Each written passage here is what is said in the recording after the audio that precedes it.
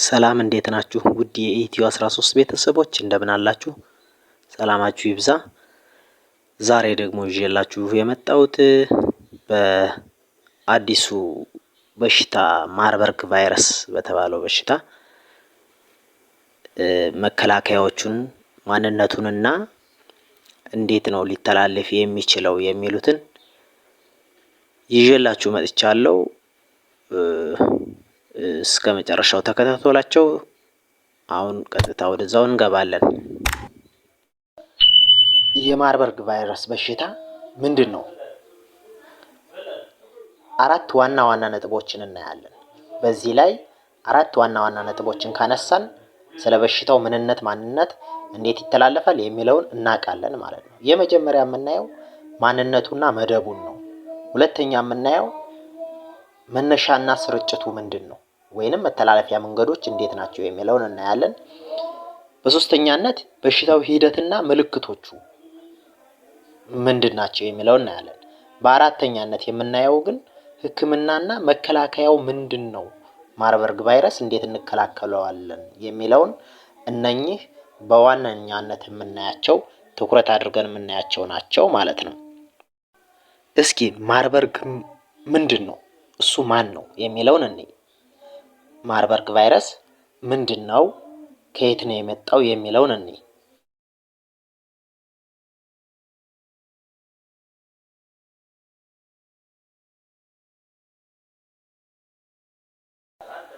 የማርበርግ ቫይረስ በሽታ ወይንም ኤምቪዲ ማርበርግ ቫይረስ ዲዚዝ የሚባለው ከባድ አደገኛና ገዳይ የሆኑ የደም መፍሰስ፣ ትኩሳት ወይንም ቫይራል ሄሞሬጂክ ፌቨር በሽታዎች የሚያስከትሉት የቫይረስ ቤተሰብ አንዱ ነው።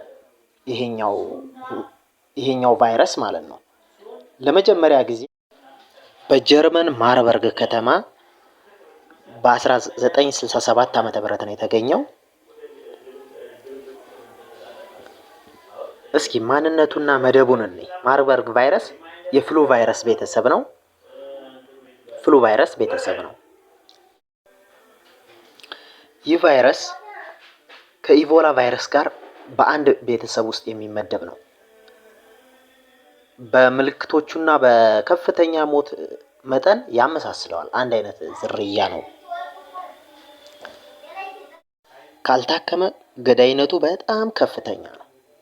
ኬዝ ኦፍ ፋታሊቲ ሬቱ በጣም ከሌሎች ቫይረስ ኢቮላን ብትል ራሱ ከኢቮላ የበለጠ የመግደል አቅም ያለው ቫይረስ ዝርያ ነው። ጥንቃቄ ማድረግ ያለብን ይሄ ነው። ገዳይነቱ ከፍተኛ ከመሆኑ አንፃር እነ ኮሮናን ብትወስዱ ኮሮና በቀላሉ መከላከል እንችላለን። ምክንያቱም ተይዘንም የመቆየት አቅማችን ከፍተኛ ስለሚሆን ማለት ነው።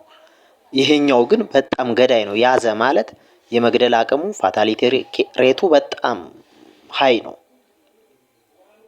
በሁለተኛነት የምናየው ግን መነሻ ስርጭቱ እንዴት ነው፣ ከየት መጣ የሚለውን እናያለን። ሁለት ዋና ዋና ክፍሎች አሉት። ለመሰራጫነቱ ሁለት ዋና ዋና ክፍሎች አሉ።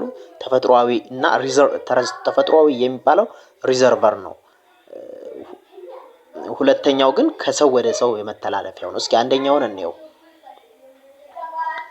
መተላለፊያው የሌሊት ወፍ ናት። የሌሊት ወፍ ባለችበት በአካባቢዋ ላለመገኘት መሞከር፣ እዛ አካባቢ ላይ ንኪኪ ስለሚኖራት፣ ምክንያቱም ፈሳሽ ይኖራታል።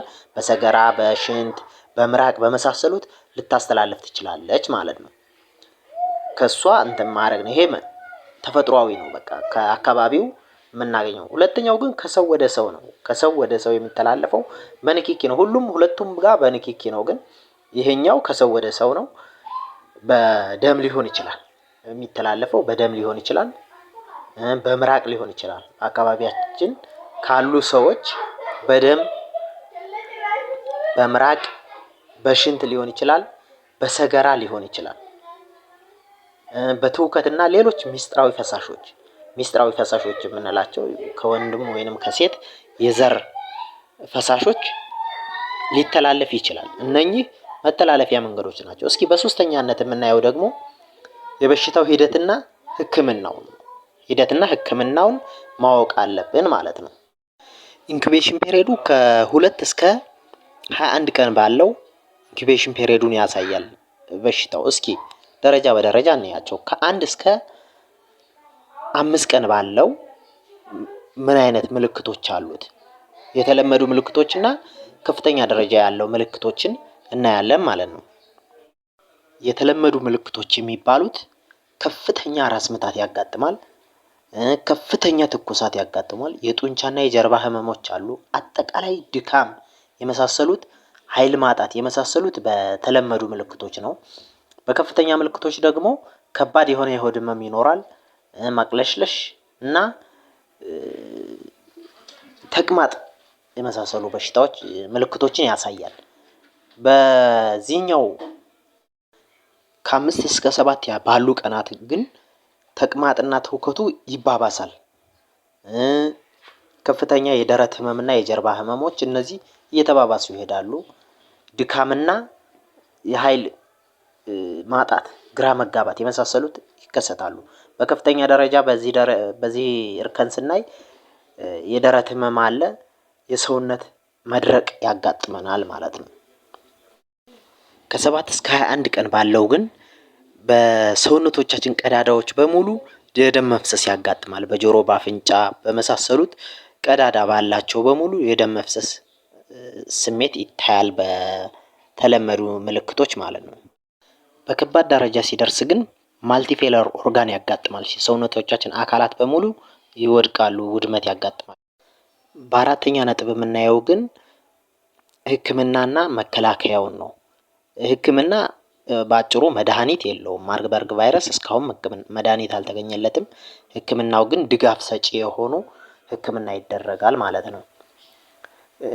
እነኚህም ሰውነታችንን ሊተኩ ባላንስ አድርገን እንድንቆይ ሊተኩ የሚችሉ ነው። ለምሳሌ ፈሳሽ መውሰድ ይኖርብናል። ከፍተኛ ተቅማጥና ትውከት ስለሚኖረው ይሄን ፈሳሽ በመውሰድ ኤሌክትሮላይቶችን መመለስ መቻል አለብን። በሁለተኛ ደረጃ ኦክሲጅን ድጋፍ ማግኘት አለብን። ሰውነታችን ሙቀት በጨመረ ቁጥር የደም ግፊታችን ሊጨምር ስለሚችል እነዚህን መከላከያ እንደ ህክምና እንወስዳቸዋለን እንጂ መድኃኒት የለውም። እነኚህን ከባላንስ አድርገን የምንቆይ ከሆነ ግን ቢያንስ የመቆየት ሰርቫይቭ የማድረግ አቅም ይኖረናል ማለት ነው።